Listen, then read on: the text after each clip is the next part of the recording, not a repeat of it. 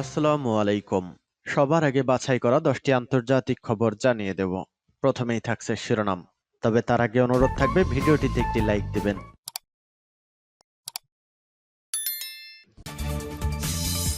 দখলদার ইহুদিবাদী ইসরায়েল এবং ফিলিস্তিন পুরোদমে যুদ্ধ চলছে। তার মধ্যেই তৃতীয় বিশ্বযুদ্ধে জড়িয়ে যাচ্ছে রাশিয়া।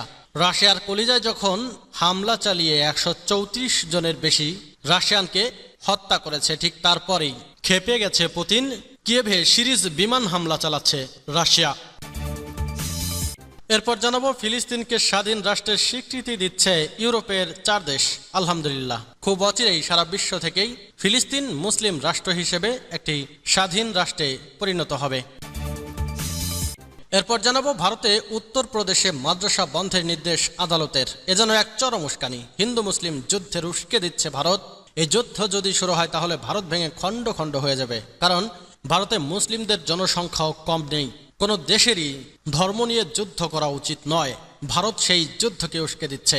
ভারতের কট্টরপন্থী হিন্দুত্ববাদী নরেন্দ্র মোদীর সরকার মুসলিমদের ইমানি শক্তি পরীক্ষা করার জন্য একের পর এক নির্যাতন চালিয়ে যাচ্ছে। তবে ভারতের মুসলিমরাও ভারতকে ভালোবাসে, তাই ভারতে বিশৃঙ্খলা করতে চায় না। অন্যথায় ভারতের সমস্ত মুসলিম যদি একজোট হয়ে অনেক আগেই এর প্রতিবাদ করত, তাহলে ভারতের হিন্দুত্ববাদী নরেন্দ্র মোদীর সরকারের অস্তিত্বও কিন্তু থাকতো না। এতে আপনার মতামত কি?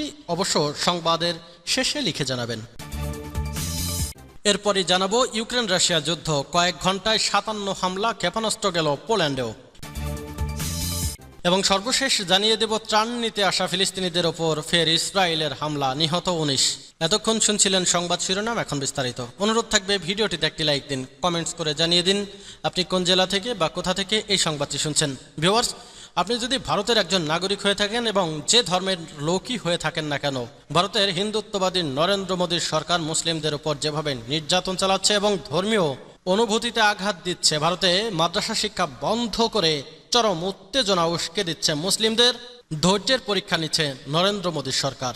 ভারতের নরেন্দ্র মোদীর সরকারের এমনটা করা উচিত নয়, কারণ ভারত যদি হিন্দু মুসলিম সব ধর্ম মিলে একত্রে বসবাস করে, তাহলে সারা বিশ্বের মধ্যে মরল হিসেবে পরিণত হবে। কারণ সারা বিশ্বের মধ্যে ভারত কিন্তু অনেক শক্তিশালী, এবং সব ধর্মের লোক যদি এক হয়ে একটি দেশকে পরিচালনা করে, তাহলে সেই দেশ সব থেকেই শক্তিশালী হয়। ভিউয়ার্স, ভারত ভেঙে খণ্ড খণ্ড হয়ে যাবে ভারতের হিন্দুত্ববাদী নরেন্দ্র মোদীর সরকারের এমন আচরণের কারণে। এ কথার সাথে আপনি কি একমত? তাহলে এই ভিডিওতে আপনার মতামত লিখে জানান। কিয়েভে সিরিজ বিমান হামলা রাশিয়ার। ইউক্রেনের রাজধানী কিয়েভে সিরিজ বিমান হামলা চালিয়েছে রাশিয়া। এতে বিভিন্ন স্থানে একাধিক বিস্ফোরণের ঘটনা ঘটেছে।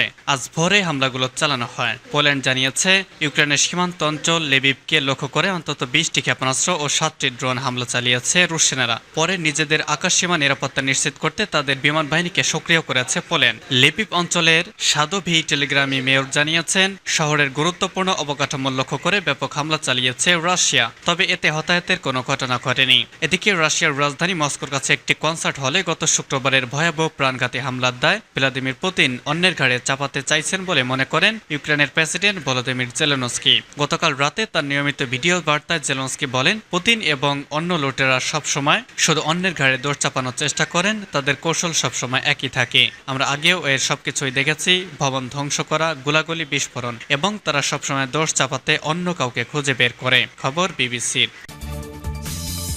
ফিলিস্তিনকে স্বাধীন রাষ্ট্রের স্বীকৃতি দিচ্ছে ইউরোপের 4 দেশ।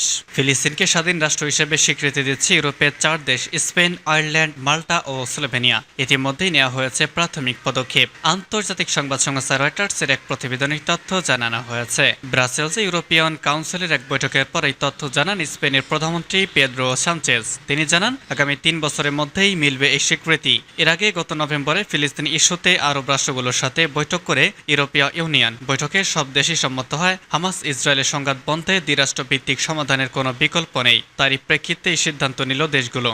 1988 সাল থেকে জাতিসংঘের 193টি সদস্য রাষ্ট্রের মধ্যে 139টি দেশই ফিলিস্তিনকে রাষ্ট্র হিসেবে স্বীকৃতি দিয়ে আসছে। প্রসঙ্গত, গত 7 অক্টোবর ইসরায়েলের সীমান্তে প্রবেশ করে আকস্মিক হামলা চালায় ফিলিস্তিনি স্বাধীনতাকামী সংগঠন হামাস। এরপরেই গাজায় পাল্টা হামলা শুরু করে ইসরায়েলি বাহিনী, যা এখনও অব্যাহত রয়েছে। হামলা এখন পর্যন্ত নিহত ফিলিস্তিনের সংখ্যা 32,000-এর কাছাকাছি পৌঁছিয়েছে। ভারতে উত্তরপ্রদেশে মাদ্রাসা বন্ধের নির্দেশ আদালতের। ভারতের জনবহুল রাজ্যে উত্তরপ্রদেশে ইসলামিক স্কুল বা মাদ্রাসাকে বন্ধ ঘোষণা করেছে আদালত। এর ফলে আসন্ন নির্বাচনকে সামনে রেখে প্রধানমন্ত্রী নরেন্দ্র মোদীর নেতৃত্বাধীন হিন্দু জাতীয়তাবাদী সরকার থেকে আরও দূরে সরে যেতে পারেন মুসলিমরা। এই খবর দিয়েছে বার্তা সংস্থা রয়টার্স। এতে বলা হয়, উত্তরপ্রদেশে মাদ্রাসা শিক্ষাকে অনুমোদন বা পরিচালনার জন্য একটি আইন করা হয় 2004 সালে, কিন্তু শুক্রবারের রায়ে আদালত সেই আইন বাতিল ঘোষণা করে। এতে বলা হয়, সাংবিধানিকভাবে সাধারণত ভারত ধর্মনিরপেক্ষ দেশ। এখানে মাদ্রাসা পরিচালিত থাকলে তা সংবিধানকে লঙ্ঘন করে। এই শিক্ষাকে বাতিল করে শিক্ষার্থীদেরকে প্রচলিত স্কুলে ভর্তি হওয়ার পরামর্শ দেয় আদালত। রাজ্যে মাদ্রাসা শিক্ষা বোর্ডের প্রধান ইফতিখার আহমেদ জাভেদ বলেন, এলাহাবাদ হাইকোর্টের এই রায় ক্ষতিগ্রস্ত হবে 27 লাখ শিক্ষার্থী, 10,000 শিক্ষক শিক্ষিকা এবং 25,000 মাদ্রাসা। এ রাজ্যের মোট 24 কোটি মানুষের মধ্যেই 1/5 হলেন মুসলিম। বিচারপতি সুভাষ বিদ্যার্থী এবং বিবেক চৌধুরী তাদের লিখিত রায় বলেছেন, স্বীকৃত প্রতিষ্ঠানে যাতে ভর্তি থেকে বঞ্চিত না হয়, 6 থেকে 14 বছর বয়সী শিশুরা তা নিশ্চিত করতে হবে রাজ্য সরকারকে। আইনজীবী অংশমান সিং রাঠৌর এক আপিল আবেদনে আদালত ওই রায় দেয়। রাঠৌর কোনো রাজনৈতিক গ্রুপের সঙ্গে সংযুক্ত কিনা তা নিশ্চিত হওয়া যায়নি। এবছর এপ্রিল থেকে জুনের মধ্যে জাতীয় নির্বাচন হতে যাচ্ছে ভারতে। এতে নরেন্দ্র মোদীর ভারতীয় জনতা পার্টি বিজয়ী হতে পারেন বলে মনে করা হয়, কিন্তু ইসলাম বিরোধী ঘৃণাপ্রসূত বক্তব্য এবং নজরদারিকে উৎসাহিত করার জন্য বিজেপির কিছু সদস্য এবং সমনাদের বিরুদ্ধে অভিযোগ তুলে আসছেন মুসলিমরাও অধিকার ও বিষয়ক গ্রুপগুলো। তবে ভারতে ধর্মীয় বৈষম্য থাকার কথা অস্বীকার করে আসছেন মোদী। বিজেপি বলেছে, ঐতিহাসিক যেসব ভুল ছিল তা পরিবর্তন করছে সরকার। এর অংশ হিসেবে 1992 সালে ষোড়শ শতাব্দীতে নির্মিত বাবরি মসজিদের স্থানে হিন্দুদের জন্য একটি মন্দির উদ্বোধন করেছেন। উত্তরপ্রদেশে বিজেপি মুখপাত্র রাকেশ ত্রিপাঠী বলেছেন, রাজ্য সরকার মাদ্রাসা বিরোধী নয়, মুসলিম শিক্ষার্থীদের শিক্ষার বিষয়ে সচেতন রাজ্য। তিনি বলেন, আমরা মাদ্রাসার বিরোধী নই, আমরা বৈষম্যমূলক শিক্ষার বিরোধী, আমরা অবৈধ অর্থায়নের বিরোধী। আদালতের নির্দেশের পর সরকার পরবর্তী পদক্ষেপ নেবে, এমন রায় উদ্বেগ প্রকাশ করেছেন শোভান্ত চৌহান। তিনি বলেছেন, ধর্মীয় শিক্ষা এবং ধর্মীয় নির্দেশনা কোনো স্কুলের শিক্ষার সঙ্গে যুক্ত করা যাবে না। ধর্মীয় শিক্ষার অনুমতি নিয়ে বিধিবদ্ধ শিক্ষা বোর্ডের তৈরির নতুন কোনো ক্ষমতা রাজ্য সরকারের নেই। মাদ্রাসা কর্মকর্তা জাভেদ বলেন, একজন মুসলিম হিসেবে তিনি নিজের দল এবং তার সম্প্রদায়ের মধ্যে অগ্রাধিকারকে খুঁজে নেন। শুক্রবারের রায়ের পর থেকে মুসলিমদের দিক থেকে তার কাছে অসংখ্য কল আসছে। তার ভাষায়, আমাকে প্রচুর ভারসাম্য রক্ষা করতে চলতে হয়। একজন মুসলিম হওয়ার দল আমাকে মুসলিম সম্প্রদায়ের কাছে পাঠায় তাদেরকে আশ্বস্ত করতে এবং তিনি তাদের পক্ষে ভোট চাইতে। কোনো প্রকাশ্য অনুষ্ঠান বা কর্মসূচিতে আমি ব্যক্তিগত নিরাপত্তা নিয়ে চলি, কারণ আমি এতটাই পাচ্ছি। কয়েক ঘন্টায় 57 হামলা, ক্ষেপণাস্ত্র গেল পোল্যান্ডেও। ইউক্রেন রাশিয়া যুদ্ধ। ইউক্রেনের গুরুত্বপূর্ণ অবকাঠামোতে আবার হামলা চালিয়েছে রাশিয়া।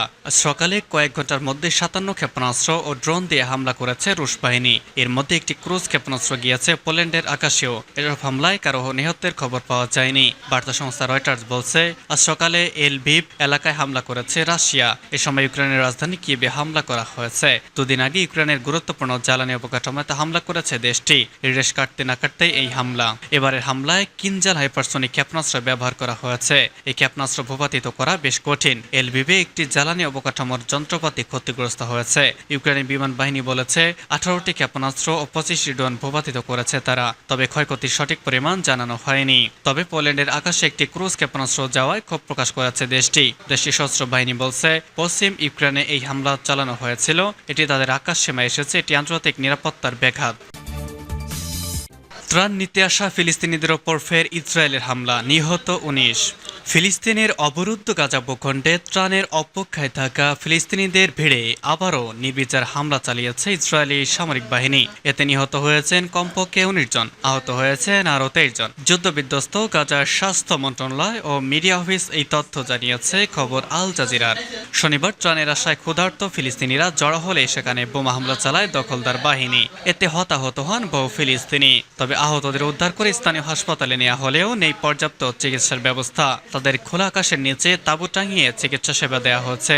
সেখানে মারা যান আরো কয়েকজন। চিকিৎসকরা জানিয়েছেন, আহতদের অনেকেই অবস্থা গুরুতর।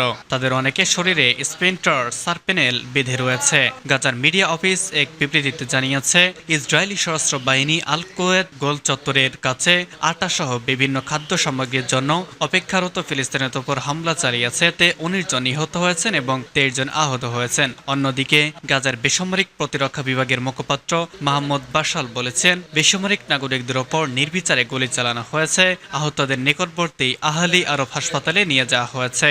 ইসরায়েলি আগ্রাসনের মধ্যেই এদিন গাজার লাইফ লাইন খ্যাত রাফা ক্রসিং এর মিশর সীমান্ত পরিদর্শনে যান জাতিসংঘ মহাসচিব অ্যান্তনিও গুতেরেস।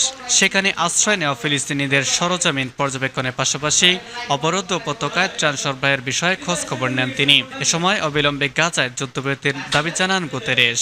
গত বছরের 7 অক্টোবর থেকে গাজায় শুরু হওয়া ইসরায়েলি বাহিনীর হামলায় এখনো পর্যন্ত ত্রাণ হারিয়েছেন 32,000 বেশি ফিলিস্তিনি, সেই সঙ্গে নিখোঁজ রয়েছেন বহু মানুষ। হামলায় বাড়িঘর হারিয়ে গৃহহীন হয়ে পড়েছেন 10 লাখের বেশি ফিলিস্তিনি।